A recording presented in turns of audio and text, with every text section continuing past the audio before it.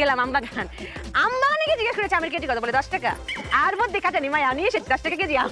জিতেছি না? 10 টাকা কেজি আম।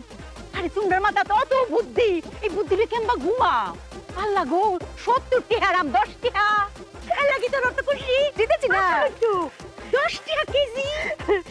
আমার নিজেরই তো বিশ্বাস হইতেছে না, এরম বুদ্ধিমান সেরি আমি জন্ম দিছি, আর আমার জামাইও পাইছে অত বুদ্ধিমান।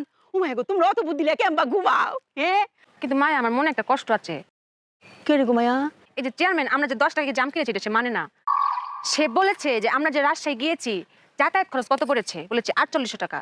সে বলেছে তাহলে আমের খরচ কত পড়লো, 4810 টাকা। তুমি বলো মায়া, এই যাতায়াত খরচ আর আমের দাম কি এক? মায়া আমার কথা কি হয়?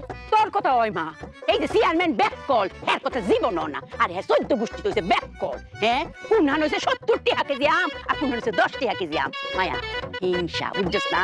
তোরা যে অত বুদ্ধিমান, অত বুদ্ধি কাটে আমার জামাই কাম হরে, এটা দেখতে আছে আর হিংসা করে। আরে কোন হান হইছে তেল আর পানি, এটা কোন সময় এক। কোন হান হইছে যাতায়াত আর কোন হান হইছে আম, এটা কি মিলবো? ও জামা, মায়া, আমি তো ফারাদি গেলে বেড়াই আই। আর শুনো, আমরা ফারাদি গেলে ব্যাক কর, আমার কথা শুন না, তোমরা বুদ্ধিমানের কথা শুন না, এরা দুই একটার মাথা যদি একটু কুলে যাই জামাই।